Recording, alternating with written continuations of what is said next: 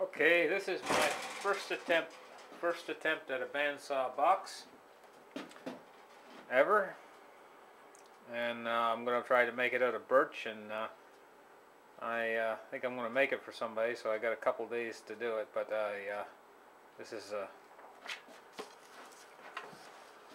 nice thick log that I have here. And first I'm going to be cutting it out on the bandsaw, and I'm using this little block here to keep it from spinning this way. This jams in underneath here and keeps it from rolling this way and kinking the blade as I feed it through to make the first cut here on the edge to make it square, so that I can flip it this way and take off the other two sides. Then I'm going to run it through the planer after I do that. So first, this initial cut on this edge right here, and we'll get started.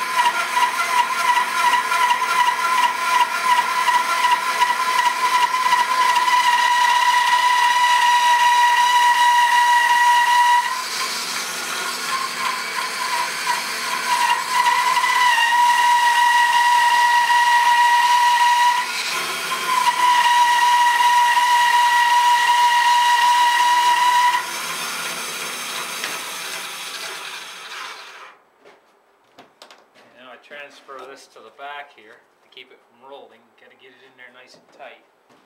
And I want to use a push stick now because I'm getting a little bit close for my liking.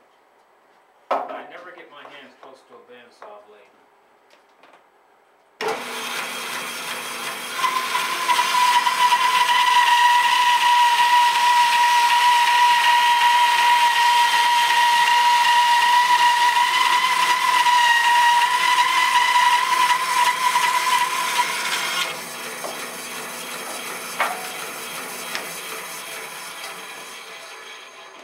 First initial cut is the trickiest one.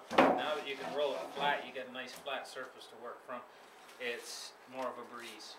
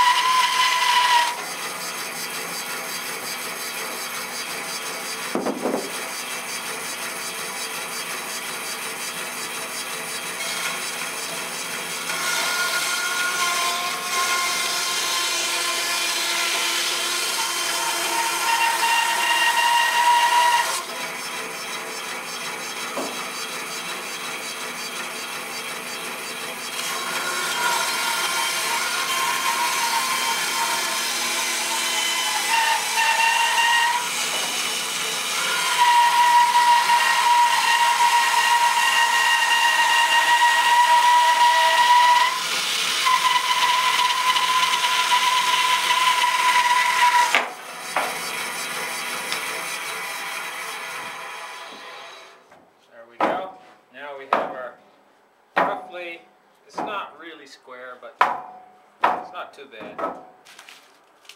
We're ready to run it through the planer and get it really square. So I'm going to bring the camera over a little bit different angle. And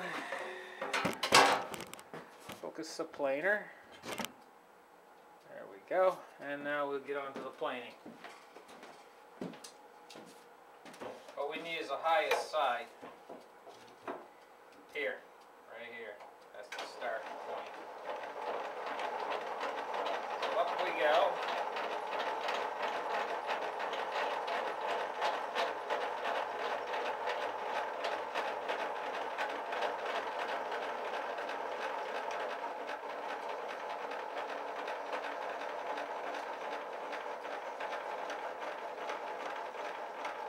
hate going this high with a planer because it makes a large area where you can get your hand in underneath, and there's blades in there and you can take your fingers off. So I generally like to plane things that are lower and keeps this less exposed, this open area.